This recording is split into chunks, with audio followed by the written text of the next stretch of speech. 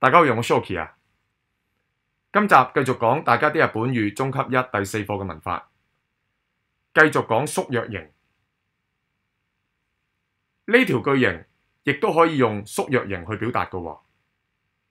手あげる可以變成たげる，であげる可以變成だげる嘅，意思就係為對方或者他人做某事啊嘛。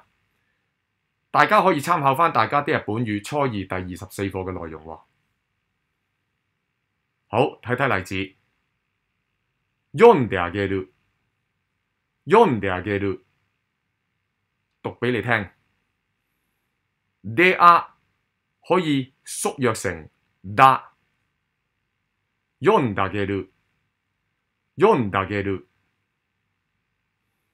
私は友達に日本語の漫画を翻訳してあげました。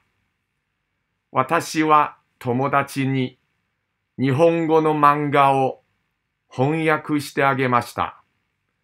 我為朋友翻譯咗日文嘅漫畫。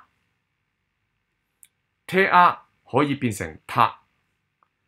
私は友達に日本語の漫畫を翻訳してあげました。私は友達に日本語の漫畫を翻訳してあげました。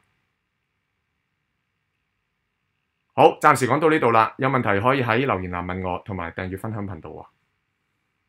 唔該，拜拜。